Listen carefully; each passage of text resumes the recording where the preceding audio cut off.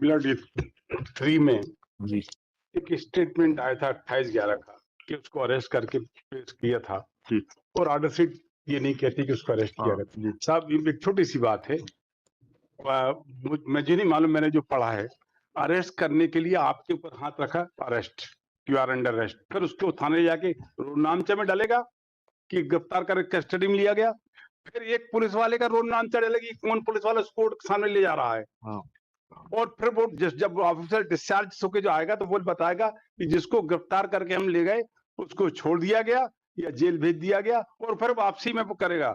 इसमें क्या किया था इन्हें थानेदार साहब ने, जब वो 28/11 वाली 25/11 23/11 में कोई पेश नहीं हुआ गया, तो इनने एक झूठा बनाया 3 तारीख को हम ले गए थे, बयान उसके ले लिए, उसके लिए ये सब बनाया सकता है, रोड नामचा नहीं बनाया सकता। कंप्लायंस हो गई क्या आपकी? वही सर कंप्लायंस। क्या क्या कहा आपके कमिश्नर साहब ने? उनका कमिश्नर पाया कि वो गया था उस दिन, विटनेस गया था, सीसीटीवी फुटेज में उसका फोटो है, हाँ फिर वेरीफाई किया है, हाँ। और जो अधिकारी कर्मचारी ने, जो कांस्टेबल ने उसको प्रोड्यूस नहीं किया है, उसके खिलाफ डिपार्टमेंट इंक्वायरी कर रहा है। कहाँ है आपका? प्रोड्यूस नहीं किया, नहीं अरेस्ट कब किया आपने उसको? अरेस्ट कब किया है? नहीं, अरेस्ट होकर नहीं किया था सर, वही तो लास्ट डेट मीटिंग यही हुआ था, वो स्वयं पहुंच गया था जब विटनेस वहां पे, हाँ कोर्ट अवेलेबल नहीं थी, हाँ तो उसको बाबू साहब साइन किया क्या? ने साइन नहीं किया उसने। हाँ तो बाबू साहब कौन है बता दें, उनकी भी जांच करवा देते हैं कोर्ट में। जिन्होंने बगैर साइन किए उसको, जब वो आया था, जी इस व्यक्ति के खिलाफ तो गिरफ्तारी वारंट था ना? जी जी, ये बात तो सही है सही ना? है, सही है, है तो सही है। बाबू साहब कौन से कानून के ऊपर होगा जिन्होंने उसको जाने दिया? जी, और secondly sir last time court के सामने की थी कि उसको कैसे छोड़ दिया था 3 तारीख को उसका स्टेटमेंट लेके, हाँ तो उसका ये था कि लास्ट डेट तक उसका वारंट था, दूसरा जो वारंट इशू हुआ था वो थाने में रिसीव नहीं हुआ था, ड्यू टू तो दैट। वारंट, गिरफ्तारी वारंट तो परपीचुअल होता है, पेशी टू पेशी नहीं होता। ये पुलिस को इतनी बात समझानी पड़ेगी क्या? अगर बेलेबल वारंट होता जी जी तो वह उस पेशी के लिए था, उस पेशी के बाद अगर नया बेलेबल वारंट प्राप्त नहीं हुआ है, then they would have been right. But let us first clarify the facts. Whether arrest warrant was issued against him. या 23/11 का सीट है सर। हाँ जी, नहीं मुझे याद है, इसीलिए इनसे पूछ रहा हूँ। तो फिर नए वारंट का इंतजार किस प्रावधान में कर रहे थे? पुलिस कमिश्नर साहब को बुलवा लीजिए। कौन से कानून में है कि एक बार जब नॉन बेलेबल वारंट जारी हो गया, अरेस्ट वारंट जारी हो गया, तो वो डेट गुजर जाने के बाद में आप स्टेटमेंट रिकॉर्ड कर लेंगे और उसके खिलाफ कोई कार्रवाई नहीं करेंगे? कौन से कानून में? Page 2 of his affidavit. हाँ पढ़िए, कहाँ है आपका एफिडेविट? आपने तो इतनी मोटी रिपोर्ट पेश की है, इसमें शपथ रिपोर्ट है सर, उसमें इंक्वायरी रिपोर्ट पूरी। पुलिस अधीक्षक देहात जी जी, क्या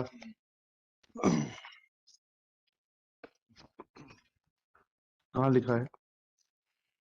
पेज 2 पे पढ़िए प्लीज।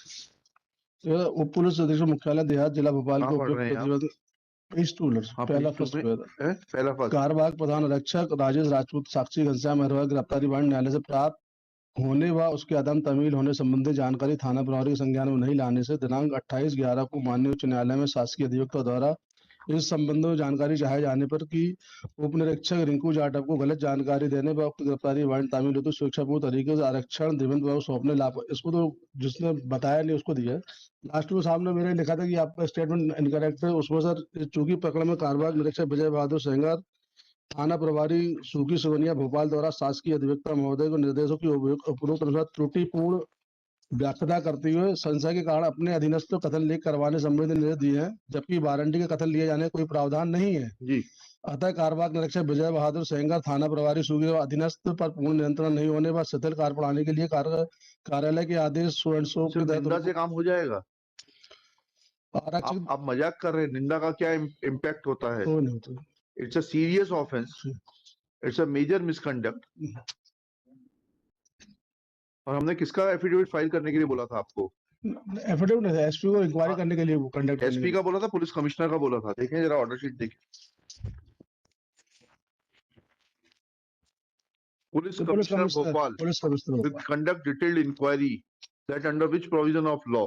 तो वो कहाँ है पुलिस कमिश्नर साहब का? फेलिंग विच पुलिस कमिश्नर, कहाँ है पुलिस कमिश्नर साहब का? पुलिस कमिश्नर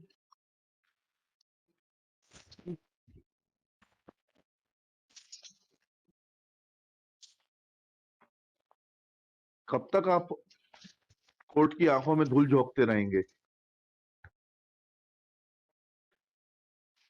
और is your police commissioner above law? No, Then where is the Report of the police commissioner.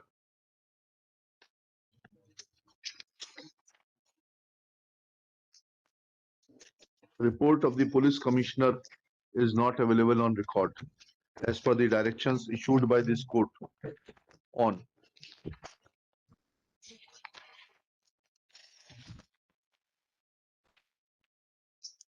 5/12/2022. Let report of police commissioner be produced on record before next date, failing which police commissioner Bhopal shall remain personally present. पूछ लीजिएगा ये sir sir निंदा की शास्ति का पर्याप्त है क्या? नहीं है, वो तो मुझे पेनल्टी मिली है निंदा।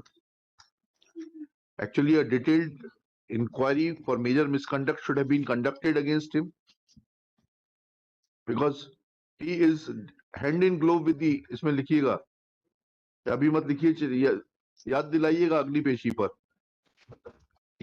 This man appears to be hand in glove with the accused.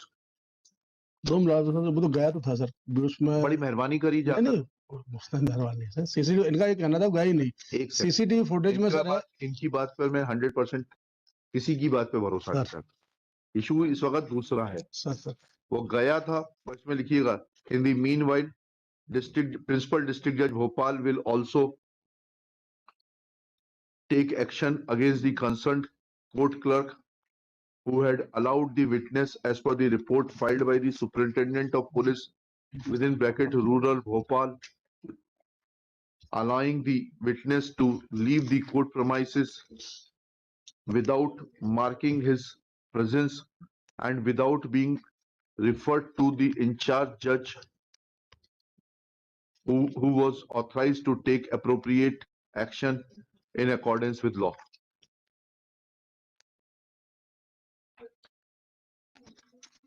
Okay.